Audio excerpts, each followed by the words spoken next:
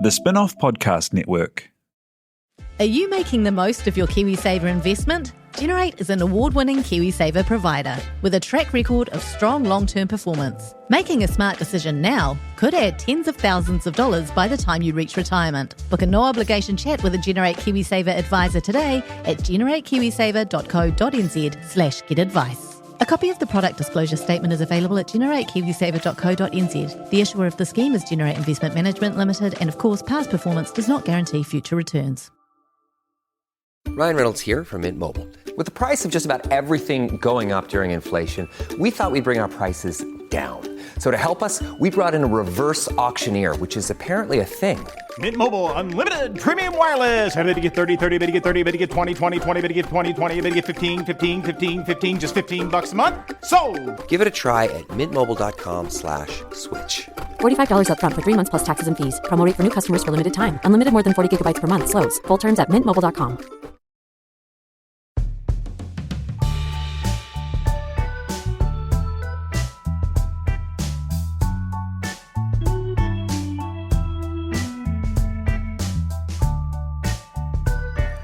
Kia ora tātou, this is Gone by Lunchtime, back after a long time away. We're gathered here this afternoon in Wellington's bustling Astoria Cafe to discuss events in New Zealand politics. Joining me in Astoria today is Ben Thomas from Exceltium.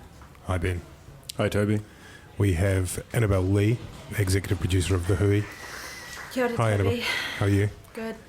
We have Waimihia Rose, executive assistant to Mihingarangi Forbes. Hello Waimihia. And we have special guest star Mihingarangi Forbes. How are you, Mihi? Tino pairau atu. Excellent. I'm good. You can't get any privacy at Astoria.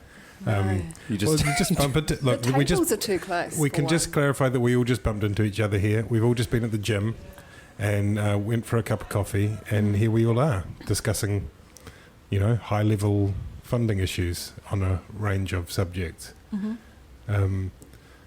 I allude cleverly, of course, to the Clare Curran, Carol Hirschfeld situation. Mihi, you probably don't want to discuss this, given you recently left RNZ yourself. You just do the Dom Post quiz. I'm going to shift to the other table and do the little Dom Post quiz. Hang out with all those Russell McVeigh lawyers, sort of hiding out in the corner. Annabelle, it took us all by surprise when all of a sudden Paul Thompson issued, and Richard Griffin, the CEO and chair respectively of RNZ, issued a statement announcing that Thompson had been misled by head of content, formerly head of news, Carol Hirschfeld, about the nature of the meeting with the broadcasting minister at this cafe we're in right now, Astoria. In terms of whether or not it had been prearranged or was a bump into each other after the gym deal. And then it all sort of started, things moving quite quickly, and pressure on Clare Curran. And do you think Clare Curran can keep her job? I have no idea if she can keep her job. It seems like she still has Ardern on side at this point. I would like to say that, just acknowledge Carol, who I've worked with a lot over a number of years, and she's been a trailblazer for Wahine Māori, particularly in mainstream news. I was surprised by how open Griffin and Thompson were about Carol's resignation and the reason for it, and some of the language they used.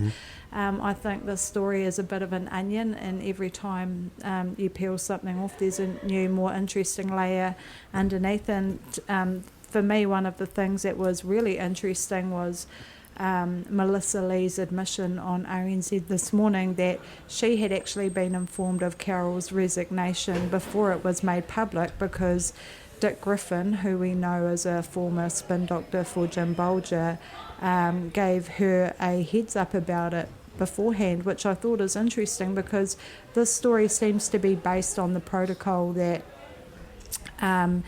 there's a line in which people need to follow in terms of the line of authority and who to meet with, and clearly Carol had breached that by meeting directly with with Curran, but I guess the issue is really that really the onus was on Clare Curran to maintain those correct lines of communication, not so much on Carol, because as an employee, if you're summoned to meet with someone, you're kind of obliged to do it. Really, it's the minister's job to ensure that she's communicating with the right people, which in this case would have been Paul Thompson and Griffin, and she's clearly sidestepped them. She's initiated the meeting, not Carol. Yes. And although that might very well be the protocol, it's not actually the practice, as everyone in this room would know. So, it's a shame that Carol's fallen, and it'll be interesting to see what happens with Curran, but secondly what happens with Griffin, because why did he contact Melissa Lee? I don't understand, and that he's been in the media publicly stating that he has had a personal source within Curran's office contact him about this issue. Also seems like there's another breach of protocol going on there, so I feel like there's still a little bit more a little bit more onion, to come. a little bit more onion available. I suppose one of the questions that you point to is whether or not something like this could have been dealt with in a less, what might seem draconian way. For example, you could have expressed your dissatisfaction with the behaviour and the follow-up without necessarily making it, well, it's a resignation, but it looks like it's sackable offence level. Yeah. What do you reckon, Ben? Is this... I mean, getting back to Clare Curran, I suppose, do you think that she needs to take more responsibility for what's gone down? In terms of the earlier question, will Clare Curran survive? The answer is a clear-cut 100% no, she won't. The question is just like how long until she falls into a tar pit or is strangled by overpriced pasta at Astoria by accident, or just... Where we are now. I mean, Clare Curran should never have been allowed within 10 miles of a ministerial warrant. I think the thing that saved her so far is that she doesn't seem to, at this point, have personally misled the Prime Minister when she was explaining the situation through its many twists and turns, when she first said that she didn't meet with, or when she first admitted to mention that she met with Carol Hirschfeld. She originally answered a written question in Parliament about meetings, and she omitted it, and then she came back and added it. And then she said it was unofficial and not. She said it was unofficial. Meeting. Then Radio New Zealand said at a select committee hearing that it was a coincidence. It was a chance encounter, which turned out not to be. And Curran has sort of retrofitted her explanation to the Prime Minister to say, "Well, I knew that was an inconsistency with my understanding of the meeting, which was pre-planned. So I, through my staff, let Radio New Zealand know about that on March the 1st." God knows who she contacted. Maybe she took one of the janitor out to lunch at Astoria or something. No, they have that line you can call in for your experiences. So it's probably text Guy in on Morning Report. I don't know, but it obviously didn't get to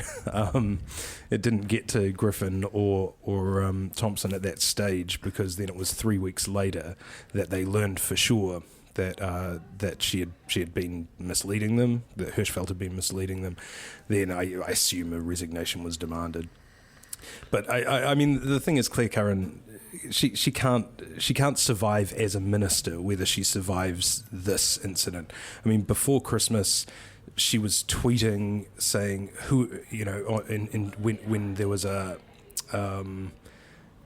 when it was announced that police who had reinvestigated Todd Barclay in Invercargill had concluded in their final report that there were credible witnesses and reasonable grounds to suspect, but they didn't lay charges.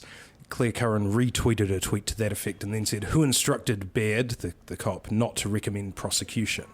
Right? So, I mean, this is basically Trump-level lock her up sort of shit, that someone who was at the time a minister of the Crown was just sort of tweeting into the ether with no sort of regard for, cabinet collective responsibility, the independence of the police. She has no idea of the role that she occupies and the duties that it demands, and they so dwarf her competencies and her talents that the sooner she goes, the better for this government, whatever the circumstances. Wow. She does certainly seem accident-prone. I recall as well the time there was that plaque that she unveiled in Dunedin, and she misspelt Jacinda Ardern's name.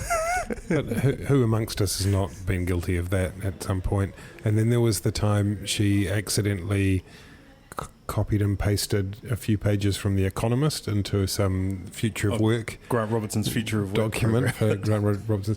But that's all really kind of trivial in the scheme of things. And in a way, this seems fairly trivial too in terms of a meeting in a diary. I mean, whether or not it's kind of high-level conspiratorial stuff, it doesn't seem like really enough to sack a minister, does it, Annabelle? Mihi, you coming in on this, or are you still... Just need a hand. 8 across, 8 letters, starting with I, ending with I. Tough. I don't know. I think it could be irirangi. Huh? Could be irirangi, which is radio. Well, I don't think it's the greatest crime to have ever happened. I mean, I think there's ministers have done worse and survived, and I think these are the kinds of mistakes that you potentially you see during the transition period of a new government, where ministers are still sort of getting on their feet and understanding the parameters in which they are allowed to operate and so on and so forth. I mean, the other thing is, and it's a bit tiresome to mention because it's just a sort of, yes, minister, thick of it, or Veep-style joke by now. But this was the Minister of Open Government, a new portfolio that's meant to illuminate the operations of government and make things more transparent. And this whole scandal happened because she refused to release details of her meetings. When she did, they were incomplete, and then she said that actually these were just informal meetings that didn't really count as government records at all. I mean, yeah, again, she didn't mislead the Prime Minister as far as we know at this stage. She will survive, for now, but I can't see any benefits in Labour in keeping her around. And as much as you try and you want to extend goodwill to a new government and say, well, let's give them the benefit of the doubt. They've been elected on this platform with this program. Once you start looking around and seeing Kelvin Davis being shielded from questions from journalists and from other parliamentarians, and he's number 2 in Labour. You see Clare Curran, who's a cabinet minister, who just can't seem to go outside without breaking their leg or falling down a manhole in a political sense. It really does sort of shake confidence in the new administration, I think, a bit. Certainly it has been a good time in the last week or two for the national opposition, led by Simon Bridges.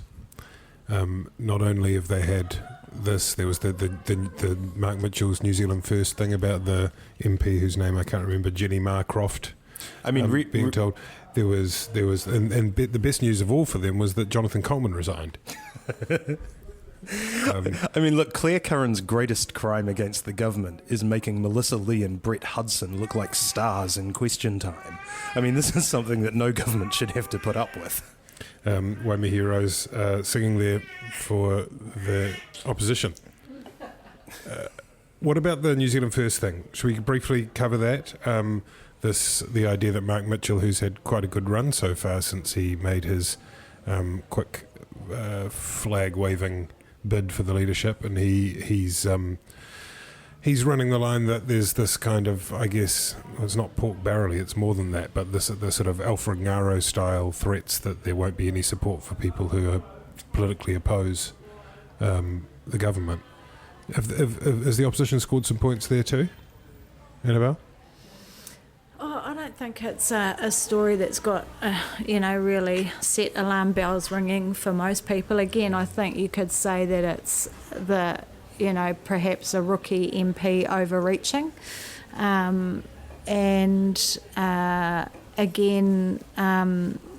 Hearing Mark use words like, I felt like I was being bullied. I mean, this is a dude that set up a company in Iraq. I'm pretty sure that you aren't really that intimidated by Jenny Marcroft, to be fair. It was a silly rookie move on her part. She overreached, and she's been called out on it, and probably a lesson learnt the hard way for her.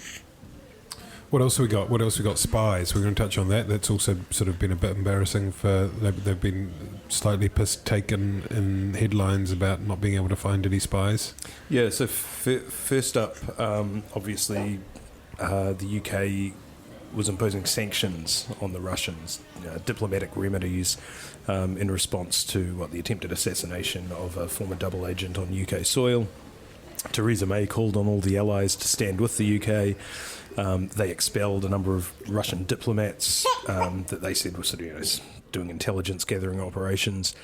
And New Zealand quite slow to respond. And a couple of, there are these sort of weird references to Russia in the coalition agreement between Labour and New Zealand First. In terms of New Zealand trying to enter into a free trade union to reopen the Russian FTA negotiations with Russia and Kazakhstan. Yeah, which hadn't been seen as a priority by others, and that's totally reasonable. But another one of the priorities negotiated by New Zealand First was to try and get closer Commonwealth economic relations happening, which is something the UK is quite keen on post-Brexit and would really advantage New Zealand as well. And those two goals came into conflict, obviously. And there was, I think there's a bit of reticence on Winston Peters' part to have to reconcile those two things. I think it seemed like he wanted to kind of keep both things moving along until the Prime Minister, kind of came on board and condemned. That's the question, is if there's spies in New Zealand. I heard that there were some spies in Waikato recently, and they spied the National Party leader Simon Bridges returning to Oparuri, his marae, for the Paukai. So he fearlessly waded into Nanaia Mahuta territory to his old marae, which could be quite good because, there has been some talk around the traps that he's a sleeper. A sleeper Māori. Yeah, a Māori sleeper. And, so in terms of, we were talking about spying, perhaps that's the spying we're talking about. But I mean, pretty unusual. John Key used to do this quite a bit. He used to go off script and then just mention carelessly things that he'd been told in GCSB briefings. Which wasn't ideal practice. And I think for the Prime Minister appeared on Radio New Zealand yesterday, and I thought Guy Espinel was going to sort of faint with shock when she said, well, the SAS, well, she said MFAT, but she meant the SAS, have told us there are no undeclared spies in Wellington, and so we're not expelling any. But if we had found any, we went through the normal processes. We telephoned the Russian embassy and said to them, "Are there any spies?" And they said no. And so we've taken care of business there. Yeah. What about Uncle Winston generally, Mihi? How do you reckon he's performed so far as in his return to Deputy PM Foreign Minister? Well, has he been overseas? I haven't heard from him recently. Has he come back? Tour, yeah. He's back. He went on the APEC and he the really ASEAN does like stuff, that leadership role. He's a bit of a rangatira now, so the mentoring role of the Prime Minister, and I don't know. He's just Winston. Spent a bit of time in Russia. He, what else we got on this list of things on my piece of paper here? Let's talk about the other big story which happened since we last convened here in Astoria, which is the Labour Party youth camp scandal, which it was really, and it feels like it happened a while ago, but it was the first really big political challenge, I guess, for the new Prime Minister, in that she hadn't been informed about this serious sexual harassment or sexual assault, whatever you want to call it. I don't know the details, but how was the handling of that, Annabelle? Was it bad? It was kind of Andrew Curtin, who's the General Secretary, said that it was being victim-led, but then certain things hadn't sort of been done until the media got wind of it, etc., etc. I think it was an absolute lash-up, and I think it's her first major misstep in terms of handling a big important issue. I think Curtin should have been summoned to Wellington, kicked hard in the balls at least 3 times, probably stood down until a full investigation had been conducted into what happened. The fact that he's still there now absolutely shocks the hell out of me, and is kind of nonchalant response to the media about, would you change anything you've done? And he said something along the lines of, well, no, but I would have told the Prime Minister if she wants to know. Well, that is not good enough by anyone's standard. While I accept that he could not inform the parents of those youth involved that there had been an alleged assault, because that would be a breach of their privacy, he had a responsibility to act and act quickly and do more, and he didn't.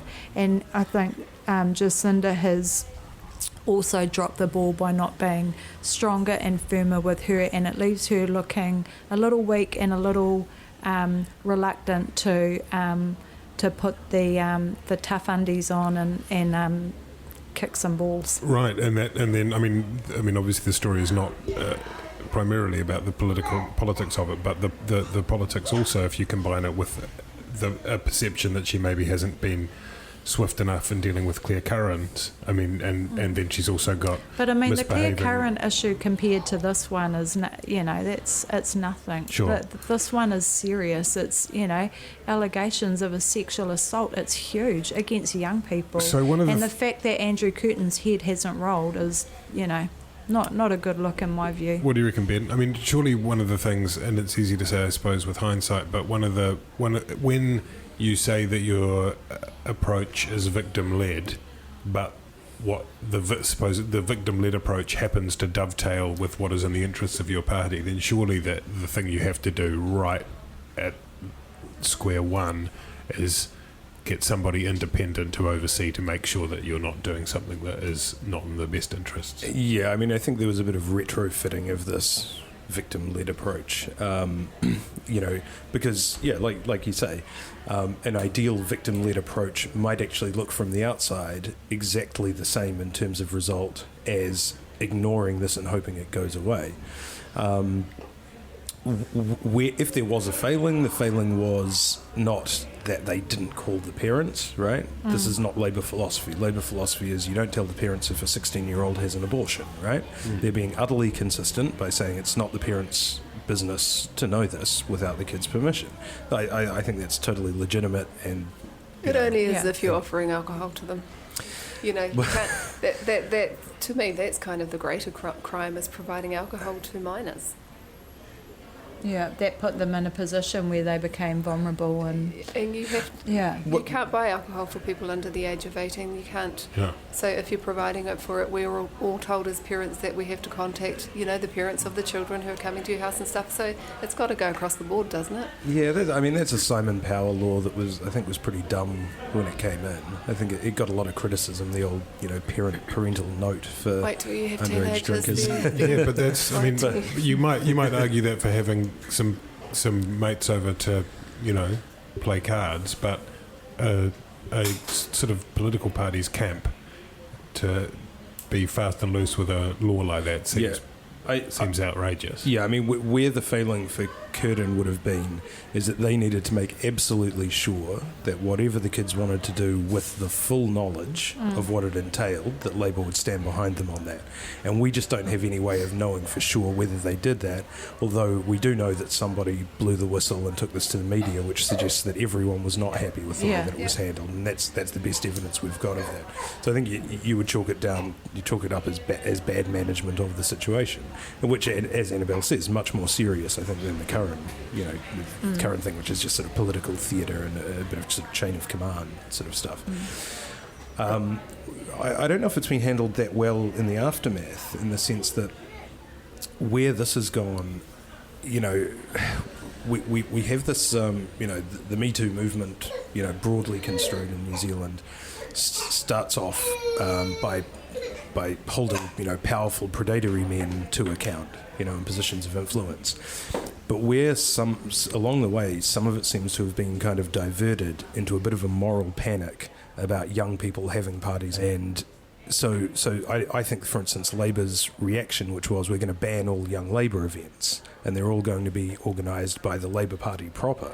I don't know that that's the best outcome from this either. because there you're actually, I think you're kind of infantilizing the young Labour people a bit more, and turning it into this sort of centrally controlled thing. Can I just say, anyone that's joining a political party and going to political camps under the age of 20, what is going on with you guys?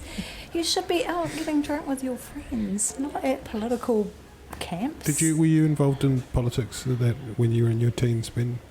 I think you're the likeliest of anyone in this room. But yeah, he was. No, I was not a. I think he's swinging in the chair. I think I was a member of ACT. There was definitely no fun or drinking. Ben won't be able to join us for the rest of the year, but we'd like to thank him for his contribution. He's drinking now. He is drinking now. He's making up for it now. Oh my God. He's drinking now at 11 a.m. in Astoria, which is where we are. What else are we going to talk about? Should we talk about quickly about the Kiwi build announcement? It was a big announcement on the weekend. 4,000 homes in my backyard. 3,000 to 4,000 homes. Annabelle well, not your backyard. Well, kind of down the road. Well, this is actually Annabelle and I are going to discuss this at greater length. They'll be using the same cycleway as mine. We'll be discussing this at greater length, won't we, Annabelle, on our Cafes of Point Chevalier podcast. Yes, yeah. Which Tune in for the Twisted Tomato ep. It's quite an ambitious target, and it got attacked a bit in terms of whether or not National was planning it anyway, and some of that had a little bit of currency and most of that seemed to be spurious. But I guess it really is. Phil Twyford had really announced a plan to have a plan. He didn't have much meat on the bone. It was, we're going to do it. We've got the land off Unitec, who are moving their operations to the south end of the campus. This is on Carrington Road, for people who know Auckland, that runs between Mount Albert and Point Chevalier. Annabelle was looking at the clock. She wants me to talk faster. Is he kind of, what's the idiom? Is he building a rod for his own back? I called it Uber the other day with a lovely Indian taxi driver who had just had his first child. Him and his missus are here alone, don't have any whānau support or whatnot. He said that he voted National in the last election because National have been in the whole time that he's been in New Zealand, which was 10 years. Good reason. He had heard about the, I think it's a common thing though, right? But he had heard the announcement about the 4,000 houses in Mount Albert and was really, really excited about it. And as a result, he and his wife had decided that they were going to vote for Labour in the next election. Okay. So I guess, regardless of it being a pretty bare policy in terms of how it's going to happen, or plan in terms of how it's actually going to happen so far, right, it's having cut through in certain sectors. But at risk of echoing Matthew Hooton, one of Ben Thomas's employees, if come the next election campaign there are fewer than 20 houses on that site, that's right, then it'll come back Uber to driver is going to be like, where's all the houses at? Where's the 4,000 at now? And this is a big announcement. It's the first one. I mean, they're just. I mean, on one level you can applaud him, and his best line was on Q&A when he was asked about pulling numbers out of his ass, and Twyford's answer was, "It's better than sitting on your ass for 9 years," which was a good line. But now he really has to deliver, and there are a lot of things that have to be achieved, and even just in a really boring, my own banal existence, that intersection at Point Chev on the corner of Great North Road, Carrington Road, Point Chev Road was clogged up this morning at 8:30. They've got a lot of work to do in a whole lot of areas to make it possible. There's also often a guy that stands at the corner of that intersection begging. You've probably seen him, Toby, with his sign about how his mum is sick and not able to work, and so he's begging on the corner for money. So I live in that neighbourhood too. I think it's a great thing. I don't really care very much about the traffic. There is going to have to be a huge amount of investment in infrastructure, more public transport, all of that stuff. But in turn, that may create more jobs, more employment, more industry. So that's necessarily a bad thing. But I think anyone that begrudges someone a home in central Auckland with the whole NIMBY mindset, you just have to, got to build up. Yeah, well, I've had a look at some.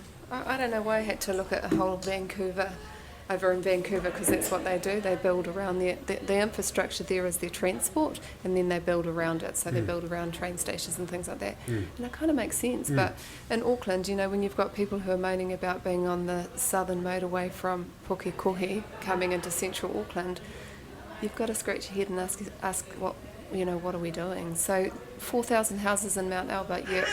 There is going to be some infrastructure problems, particularly on that intersection and on that road. And for me, because I have to drive to Hockey like 3 million times a week from to Avondale, so it'll be stink for me. But, you know, the chances of the Uber taxi driver finally being able to buy a house is great, isn't it? The only thing that concerns me is the affordable housing thing, because I think, you know, what we've seen in the past is that actually affordable housing becomes unaffordable housing, and actually if you made all of it social housing, then other housing becomes more affordable because there's less demand. But I guess the follow-up question too is, what is Labour doing in terms of their immigration policy? Because that was another thing that they talked about. And again, if you want to make housing more affordable, they said last election that you have to reduce demand, and part of reducing their policy to reduce demand was by addressing the current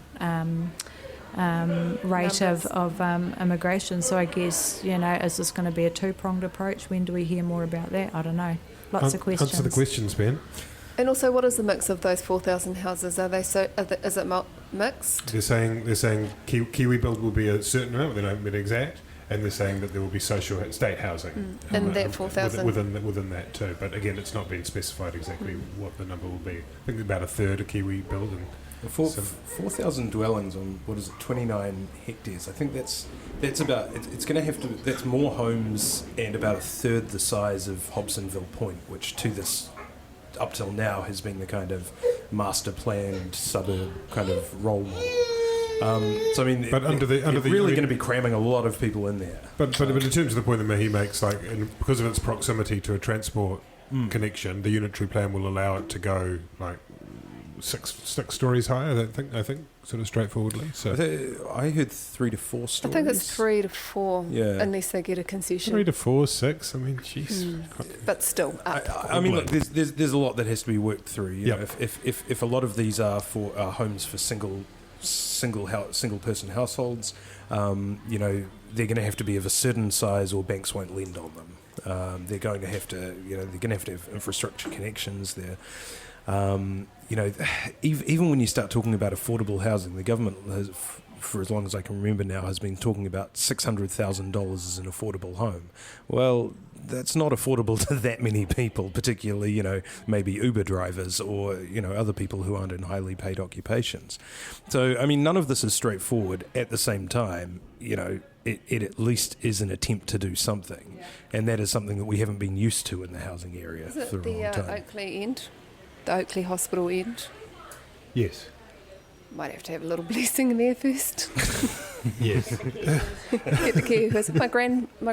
My great grandfather was locked up in there. Was he? Just went missing from Ngāru Wahia. Found him in there.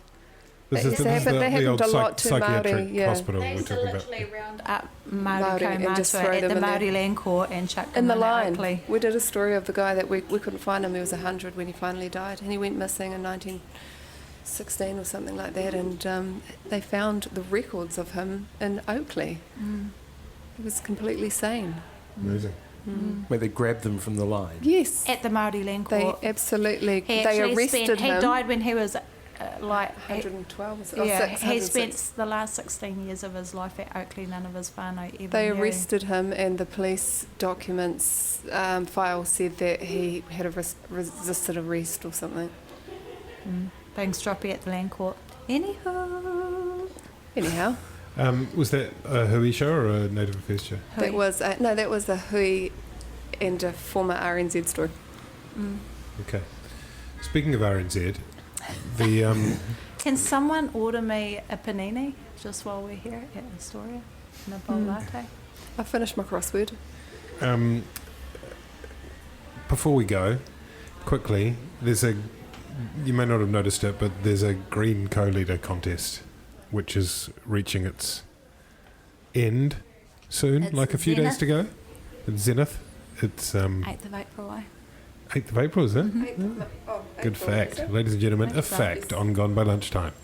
and it is Julianne Genter versus Marama Davidson. And I don't know, I haven't really seen much. I mean, I probably should have been paying more attention. We had them on.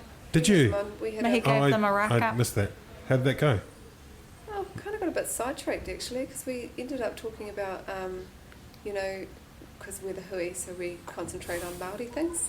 So we talked to them about their treaty policy and whether it was working within the party, and both of them were a little woolly? Well, no, it's kind of like since Matidia left, I'm wondering if that kind of bicultural approach. It sounds like the conundrum in the Greens is that they're all about talking about the treaty and consulting about the treaty, but when it actually comes to power sharing with Māori, which is really the wairua of the treaty, it appears that there doesn't necessarily seem to be a lot of that happening. It's more like talking about the Maoris and talking with the Maoris, you mean not necessarily letting them make decisions. So you mean in terms of in the party, or in terms of their policies? So they have a group called Te Rōpū Pounamu, which is their Māori group, and the idea is that Māori, the treaty, is at front of mind whenever they're making policy or decisions or major things like that. So I think I asked the question to Julianne Genter in her role as a minister, when was the last time she consulted with Te Rōpū Pounamu, and she was surprised and said, they're an unpaid kind of volunteer group, which we said it wasn't at the point. Right.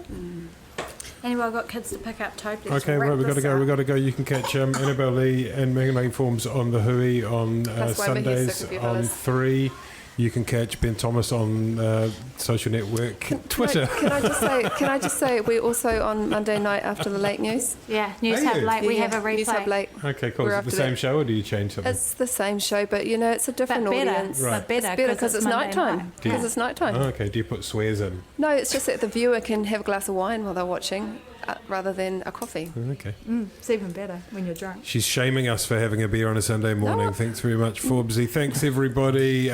Like us and share us, and leave a nice comment on iTunes. I always meant to forget to say that, about how you would like to have Mihi Forbes and Waimihia Rose back. Bye. Yay. Bye. She says that was great timing.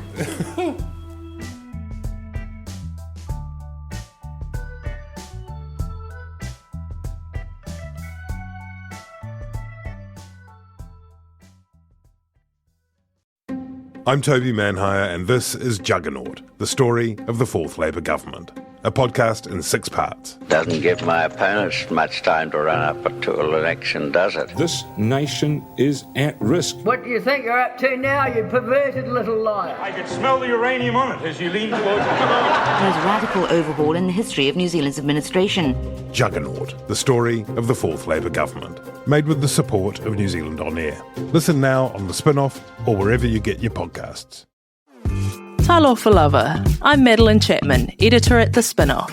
If you have the means, consider supporting our high-quality journalism by becoming a Spinoff member. Sign up now at thespinoff.co.nz/donate.